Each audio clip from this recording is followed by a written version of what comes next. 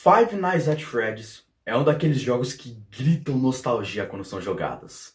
Lançado em 2014 por Scott Cawthon, FNAF era um jogo onde você jogava na pele de Mike Schmidt, um guarda noturno que agora precisa trabalhar numa pizzaria chamada Freddy's Fazbear Pizza, sobrevivendo 5 noites nessa pizzaria, enquanto ele é atacado constantemente por 5 animatronics que querem entrar na sala dele e matá-lo. Você tem as câmeras onde você pode checar os animatrônicos, você pode acender luzes, fechar portas e, claro, quando o animatrônico te dá um jumpscare, você morre. FNAF 1 foi lançado em 2014 e ele foi tão diferente e inovador que rapidamente o jogo atraiu uma comunidade maravilhosa de fãs. Boa parte dessa comunidade vem por conta do seu criador, Scott Cawthon. Sério, o cara criou FNAF 1 e aí ele nem deu tempo e criou FNAF 2. Diferente de outros criadores de jogos que ficam adiando, adiando e adiando e no final não fazem porra nenhuma com seus jogos. Sabe, FNAF tem um conceito tão simples, mas que ao mesmo tempo é tão bom de se jogar, tão gostosinho de se jogar, que rapidamente você vicia no jogo. Quem diria que o jogo onde você fica parado na maior parte do tempo seria tão divertido, não é mesmo? E é óbvio que esse sucesso absoluto com certeza ia atrair os olhares de fãs. E eu ouso dizer que, comparado com as fandoms de Undertale e de outros jogos por aí, FNAF possui a fandom menos tóxica do mundo dos games. Talvez. Só talvez.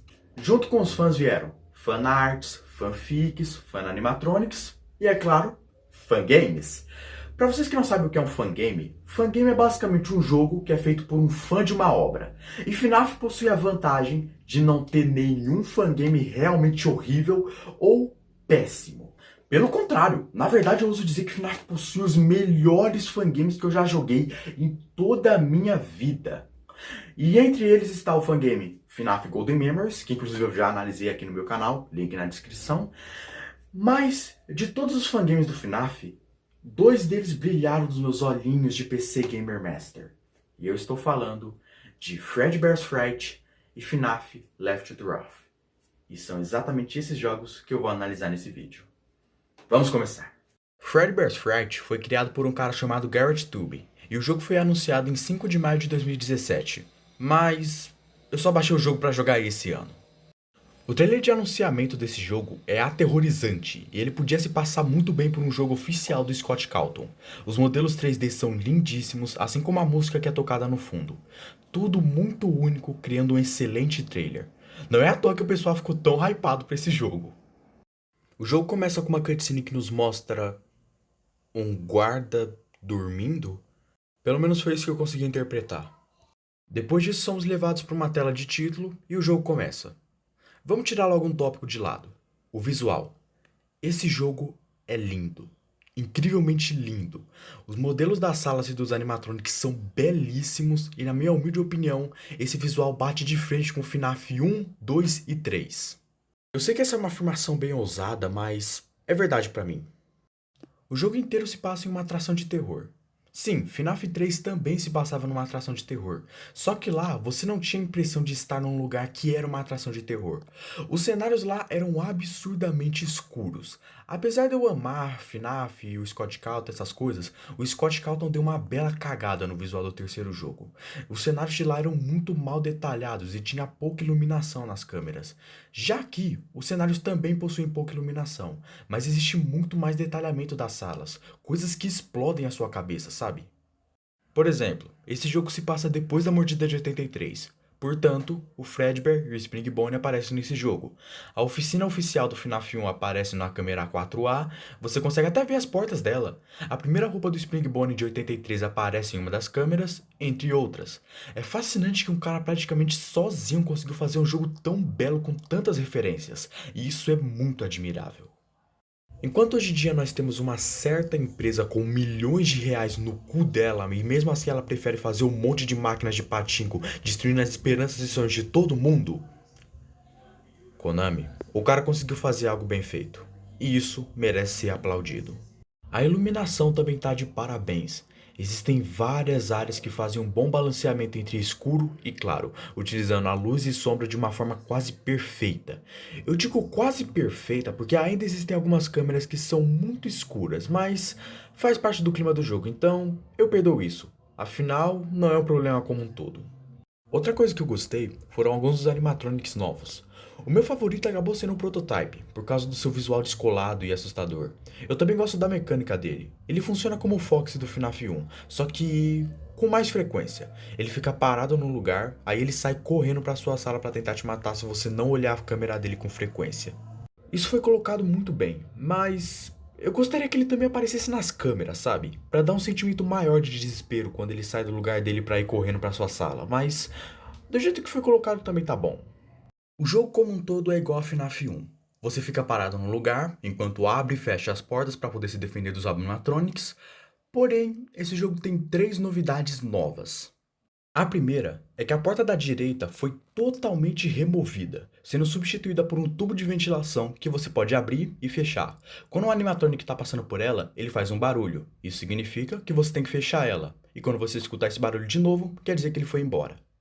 A segunda é uma alavanca que foi colada no teto. Você pode puxar essa alavanca para fazer sair água de lá de cima, assim fazendo com que o robô Fredbear saia do seu escritório. E a terceira, que pessoalmente é a minha favorita, é um simples telefone. Durante a noite, um dos robôs vai te ligar e ele vai falar que você precisa apertar uma série de números. Você precisa apertar essa sequência em ordem. Se você errar um número ou demorar demais para digitar, ele te dá um jump scare e você morre. Cara, esse sistema é genial e eu me surpreendo que o Scott ainda não colocou ele em nenhum jogo da série. Muito bom, hein, GarrettTube? Outra coisa que eu gosto muito são as mecânicas dos novos animatronics. Diferente de FNAF 3, onde você apenas dominava o Springtrap e mais nada podia te derrotar, sério, é só você ver uma speedrun de FNAF 3. Aqui, cada animatronic é um desafio diferente que precisa ser analisado e derrotado. E isso é bem legal, porque o jogador se sente em perigo o tempo todo e faz com que o jogador fique atento a tudo à sua volta. O básico sobre FNAF tá aí mesmo. Se você jogou o primeiro jogo, eu creio que você não vai ter muitas dificuldades com esse cara aqui. Mas eu acho que meus pontos positivos acabaram. Porque eu não disse que eu ia demorar muito pra falar de dificuldade, né? Fredbear Fright é um jogo que pode ser desafiador de início, mas depois o jogo não passa de estratégia. E isso é sim bom. O problema não tá aí. O problema tá na quarta noite em diante. A quarta noite basicamente joga fora tudo que você aprendeu sobre o jogo. Ela vai ser normal até 1 hora da manhã, pois quando der 1 hora da manhã, todos os animatronics das câmeras vão sumir, pois eles vão se fundir para criar um outro animatronic chamado Fright, que é essa fusão de todos os outros animatronics. Tipo, isso é meio esquisito, porque os animatronics não tinham motivo nenhum para se fundir. Não é como Sister Location, onde eles tinham um plano. Aqui, eles não te falam nada sobre isso. Eu realmente não sei por que eles precisavam fazer isso, já que eles só estão perdendo tempo à toa com o Fright, e o jogo ficava mais difícil com eles separados. Eles fizeram um downgrade? É meio esquisito, mas o ponto não é esse. O ponto é que quando eles viram Fright, a noite 4 fica absurdamente fácil. O Fright não é só um dos animatronics mais feios que eu já vi, como também é um dos mais fáceis. Ele só aparece em 3 câmeras durante o jogo inteiro, e é muito fácil você driblar ele. É um desperdício de memória no jogo. E o pior de tudo é que supostamente, no final da quarta noite, esse bostola consegue matar o protagonista. Mas isso não faz sentido. O Fright é uma mistura de animatronics que já estão velhos e destruídos. Me diz, qual é a chance que esse cara teria contra o homem adulto de pele e osso? É só você sair no soco com ele, mano. Não tem segredo. Se eu fosse o guarda dessa atração, as coisas seriam bem diferentes.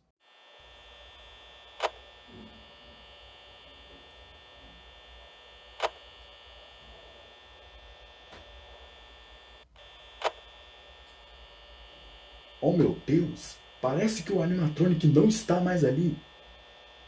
Então isso só pode significar...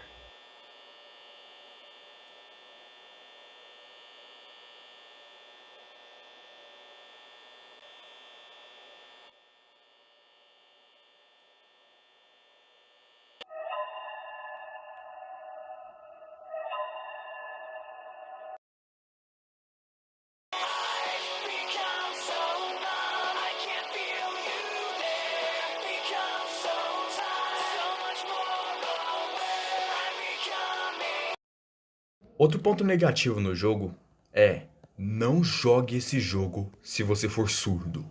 Fredbear's Fright é um jogo que depende totalmente da sua audição, desde o barulho dos dois capetinhas passando pela sua ventilação até o barulho que o mouse que faz quando ele sai da sua porta.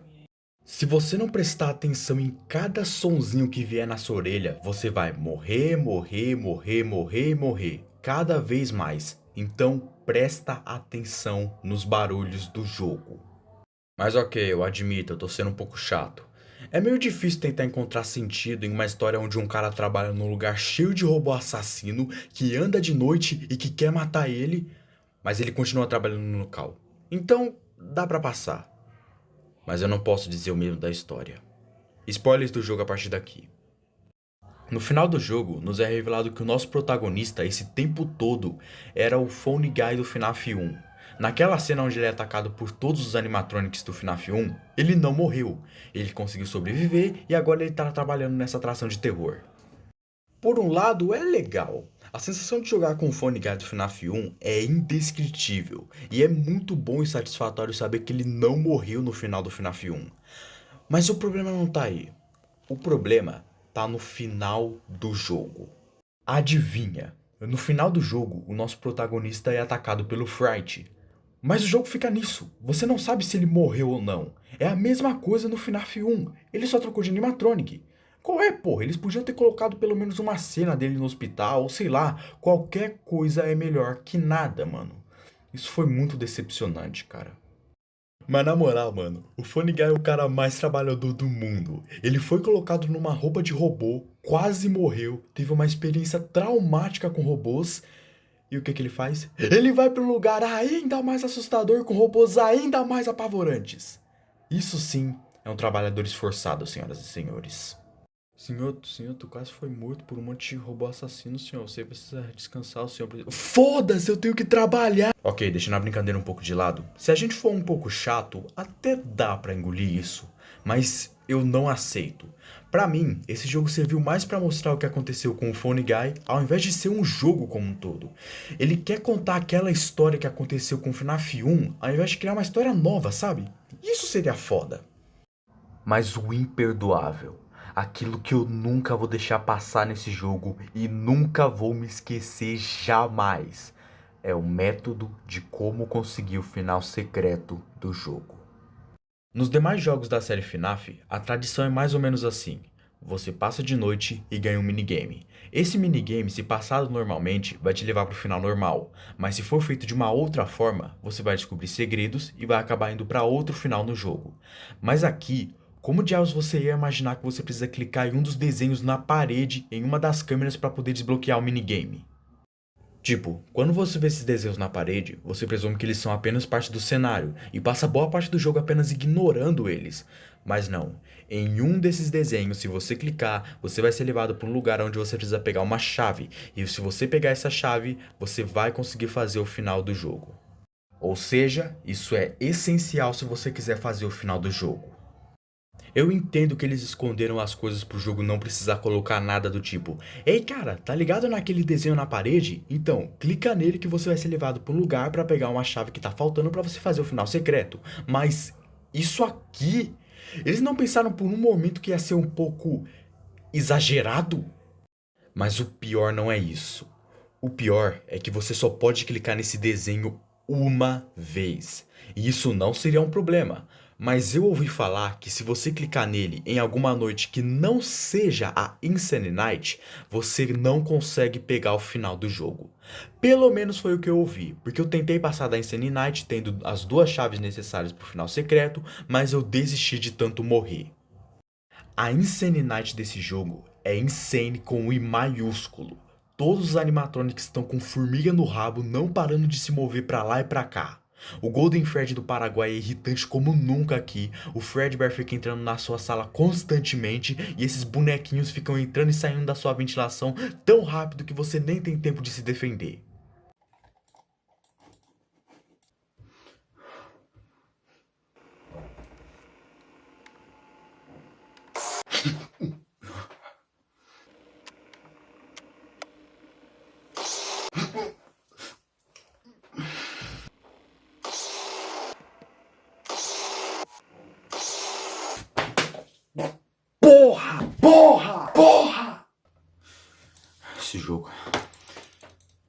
horrível. Bom, é impossível. Eu tenho que olhar o prototype nas câmeras, olhar o mouse aqui da porta esquerda, com cuidado pro Fredbear não entrar na minha sala. Eu tenho que cuidar dos Hand Puppets, cuidar do Springbone, tudo isso enquanto o Scratchbear Fredbear fica me ligando a noite toda. Eu desisto. Eu sei que eu já fiz muitas coisas aqui no meu canal, mas sinceramente isso aqui é coisa de louco. Eu não vou conseguir fazer isso. Eu desisto.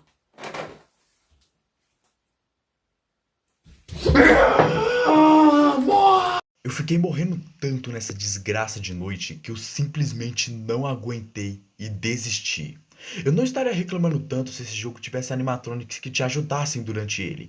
Até mesmo na Ultimate Custom Night lançada pelo Scott Calton, nós tínhamos animatronics que nos ajudavam durante o jogo. E nem por isso ele ficava infinitamente mais fácil. Era só um suportezinho pro jogador não enlouquecer de dificuldade ou não tacar o teclado na parede. Eu não sei se um animatronic que te ajuda ia ajudar completamente a melhorar o jogo, mas que ia ajudar um pouco, com certeza ia. E o pior é que o tal final alternativo é só uma fita cassete do William Afton, que podia ser legal, mas ele não fala nada e é extremamente breve. Bela bosta, viu? E por falar em animatronics, cara, eu vou ser bem direto. Eu não gosto dos animatronics desse jogo. O Fredbear e o Springbone são os únicos que se salvam, porque o resto poderia ser ou melhorado ou completamente dispensado. Lembra de como o FNAF 1 era legal porque nós tínhamos 5 robôs diferentes e legais? Tínhamos Fred, o urso, Bonnie, o coelho, Foxy, a raposa. Já aqui nós temos Golden Fred com anorexia, endoesqueleto, cópia do bombom só que duplicada. Mesmo 3 anos após o lançamento de FNAF, esse jogo consegue ter animatronics ainda mais sem graças do que os animatronics originais de FNAF 1. Eles conseguiram ser piores do que os Toys Animatronics. Sim, meus amigos, chegamos a esse ponto. E o pior é que eu queria muito gostar dos animatronics novos desse jogo. O prototype é bem legal em questão de design, como eu disse antes, mas ele só aparece em uma única câmera.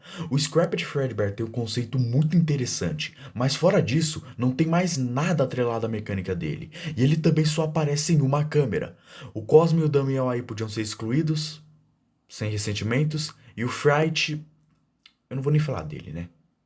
Então no final eu chego na seguinte conclusão: joguem esse jogo com o final normal e fiquem satisfeitos com ele, porque esse jogo tem uma pilha de coisas legais e bacanas, animatronics muito bonitos visualmente, câmeras bem detalhadas, uma história mais ou menos, e eu não quero que toda a carreira desse jogo seja jogada fora por conta de um final secreto e sem sentido, e animatronics que, apesar de serem bonitos, poderiam ser bem melhores. E é por isso que Fredbear's Fright ganha um muito bom. Mas a esse ponto da partida, tudo que nós fãs queremos é um fangame que possa chegar ao nível de Five Nights at Freddy's 1 pelo menos. Aí eu joguei Left 4 Right.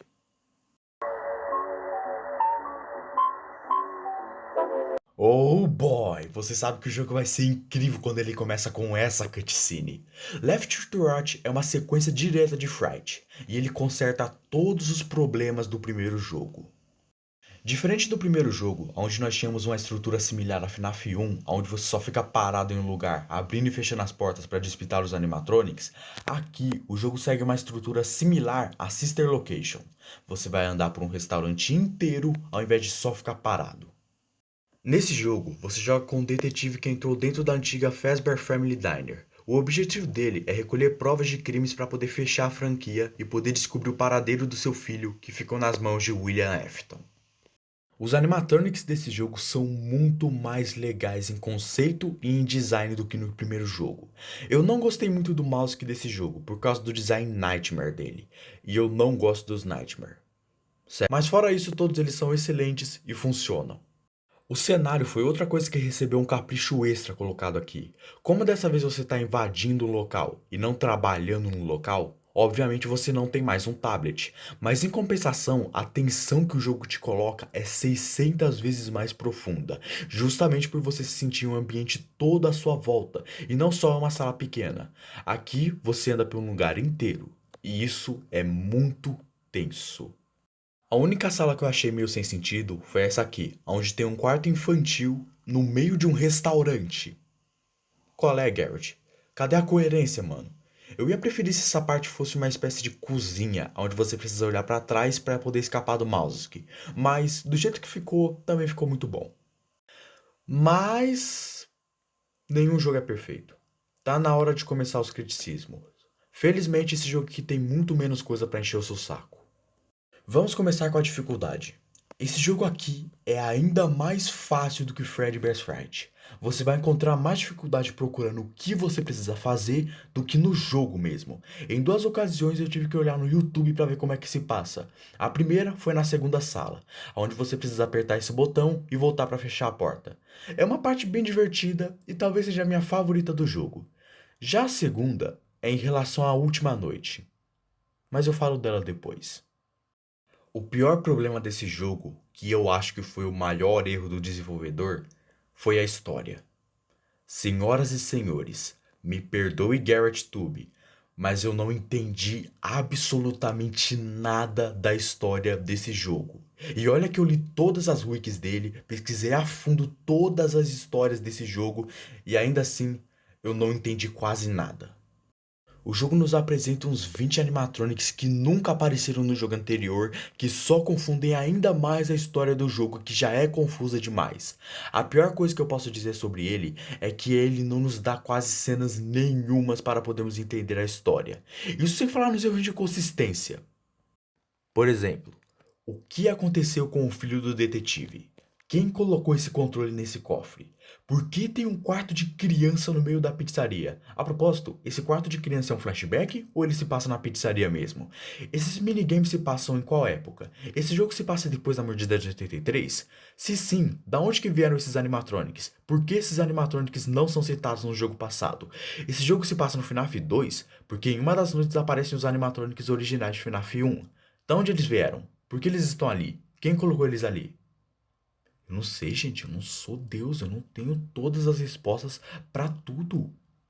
O jogo é incrivelmente confuso nesse aspecto. Existem cenas deslocadas da história, você não sabe quem são as pessoas que estão nesses minigames, o que eles significam, quando eles se passam, o jogo só começa a ficar coerente quando você volta a jogar ele de verdade. No mais, o jogo tem um modo Custom Night que é bem melhor do que do primeiro jogo e ele fala diretamente com a história do game. Nesse modo, você precisa coletar todas as provas que você coletou durante o jogo enquanto sobrevive aos animatronics.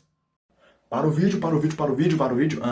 Olá para todos, eu sou o Indiano Crítico de alguns dias depois da gravação desse vídeo aí. Eu sou o Indiano Crítico da edição desse vídeo e eu só vim aqui pra avisar pra vocês que eu falei muita merda nessa parte do vídeo aqui. Na verdade, nessa parte do jogo você não joga com o detetive, que é o protagonista do jogo. Nessa parte da Custom Night aí você joga com o William Afton e você precisa apagar os vestígios dos seus crimes e você precisa mandar os animatronics atacarem você.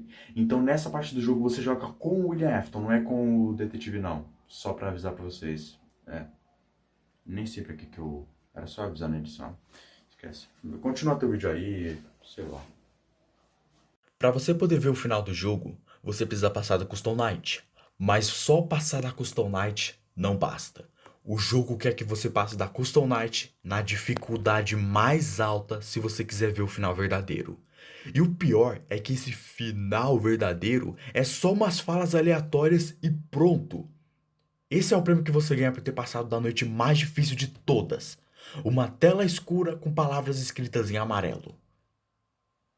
Que foi? Você quer mais? E eu não tô exagerando quando eu digo a noite mais difícil de todas. Essa noite aqui consegue passar de todas as outras noites anteriores em questão de dificuldade. Eu não diria de todos os FNAFs, essa seria a noite 6 do FNAF 2, mas ela perde por pouco, hein? E... Quê? Como assim eu morri? Meu Deus, deixa eu ver a descrição desse urso aí. Jeffrey vai aparecer em uma das câmeras e quando ele aparecer em uma, clique na câmera para bloquear a sua visão. Eu não consigo nem ver ele na porra da câmera! No Freddy vs Fright já não foi mostrado que o GarrettTube não tem o costume de mostrar pro jogador o que ele precisa fazer de uma forma suave, sem precisar esfregar o óbvio na cara dele. Nesse jogo é surreal. A prova disso é a última noite dele. Ao invés de falar, eu vou ditar tudo o que tem aqui para vocês perceberem o quão problemática essa noite é. Nessa noite você tá em um lugar com uma câmera com esses botões do lado esquerdo. Um botão vermelho e duas fitas grudadas nos outros. Existem 4 animatronics aqui. O Jeffrey, o Lewis, o Marv e o Switch. O Jeffrey, o Lewis e o Marv ficam tentando atrapalhar o seu jogo. Quando o Marv entra na sua sala, você precisa apertar o botão C para pegar, sei lá, aquele bagulho de carro para dar um choque nele. Quando o Jeffrey aparece na sua janela, você precisa tapar o olho dele. Quando o Lewis aparece nas câmeras, ele desliga todas as câmeras e você precisa trazê-las de volta. Enquanto isso, o Switch fica tentando entrar na sua sala e não tem como você fugir dele. Agora vocês me perguntam, como eu passo disso, indiano? Simples, espere o Switch aparecer em uma sequência muito específica de câmeras, aí quando ele aparecer você aperta o botão Return até ele aparecer na última câmera, e quando você apertar o botão na última câmera, ele vai parar de aparecer. Vocês conseguiram entender alguma coisa que eu disse? Então, Eu também não. eu fico me perguntando como que o jogador que pegasse esse jogo desprevenido ia descobrir tudo isso que ele tem que fazer. E o pior é que se você quiser zerar o jogo, você precisa fazer isso. Eu só sei que eu preciso seguir essa sequência de movimentos que o game quer que eu siga, porque eu vivo em 2021 e eu pesquisei na internet. Eu fico imaginando os coitados que não conseguiram fazer o final do jogo porque não descobriram essa sequência insana que você precisa fazer. Por que ele não fez uma coisa simples? Só deixa um horário a ser batido, tipo 6 horas da manhã, e aí quando esse horário bater, sei lá, uma porta abre e aparece alguém e tira você de lá, sei lá, mano. Ele podia ter feito qualquer coisa, mas isso aqui é sacanagem com o meu intelecto. Ele simplesmente quer que você adivinhe o que tu precisa fazer. Um dos pontos mais fortes de FNAF era que se você analisasse, você ia ver que todas as mecânicas do jogo são muito simples. O difícil era memorizá-las e repeti-las até o jogo das 6 horas da manhã para você ir para a próxima noite. Olha o FNAF 2 como eu disse antes. Aqui, as mecânicas são incrivelmente simples. Dá corda na caixa da Puppet, pisca a lanterna no Foxy, bota a máscara quando tiver algum animatronic na tubulação e pronto. Simples e fácil de memorizar. Essa é a grande diferença entre dois jogos com mecânicas complexas. Tudo isso poderia ser evitado se o criador tivesse pelo menos um pouco de experiência com level design. Eu reclamei disso no primeiro jogo e vou reclamar em todos os jogos que tiverem esse problema. Mas adivinha só. Adivinha só. Como se tudo isso já não bastasse, o jogo ainda te força a jogar ele tudo de novo se você quiser pegar o final bom do jogo. Sim, isso mesmo que vocês escutaram. Jogar esse jogo tudo de novo só pra você pegar esse controle aqui nesse cofre que você nem ao menos ia saber que existe, pra quando você passar pelo jogo inteiro, você conseguir ativar ele quando o Switch for te dar um jumpscare e pronto. Tá aí o final bom do jogo. Nesse momento vocês perguntam, Indiano, você conseguiu zerar? Amigo, é mais fácil conseguir zerar Castlevania com o dedão do pé do que conseguir zerar esse jogo mais uma vez. E nem ao menos é questão de dificuldade, é questão de chatice mesmo. Se você tiver coragem e conseguir zerar o jogo 2 vezes, você pode tentar passar da Ultimate Custom Night na dificuldade mais difícil, só para tentar receber aquelas palavrinhas. As minhas conclusões são: Left 4 Rot é um jogo que com certeza é um dos melhores fangames que eu já joguei. Não de FNAF, fangames. Eu nunca vi tanto amor colocado em uma obra que o criador não iria receber dinheiro nenhum. E esse jogo é realmente muito bom. GarrettTube, você tá de parabéns. E é por isso que Left 4 Rot ganha um muito bom. E aí galera, eu tô aqui no final do vídeo só pra... Meu gato ali em cima. Então, eu só vim avisar aqui pra vocês que sobre a história do jogo que eu falei que era muito confusa. Então, eu só vim avisar que um canal em espanhol fez um vídeo onde ele analisava toda a história desses dois jogos e ele fez um vídeo de 1 hora falando e contando toda a história desses jogos. Eu é que sou burro e não percebi isso durante o vídeo, mas eu vou deixar o link desse cara na descrição se vocês quiserem ver. Tá em espanhol, mas eu falo espanhol, então eu não me importo. E é tudo isso por hoje, amigos. Não se esqueçam de deixar seu like, seu compartilhamento e a sua inscrição se vocês gostaram do meu canal. Muito obrigado por todo o apoio que vocês estão me dando, sério. Muito, muito obrigado mesmo por tudo que vocês me dão. Eu só tenho a agradecer pra vocês por o meu canal ter chegado onde ele chegou. E é isso. Até a próxima análise. Um beijo do indiano e até a próxima.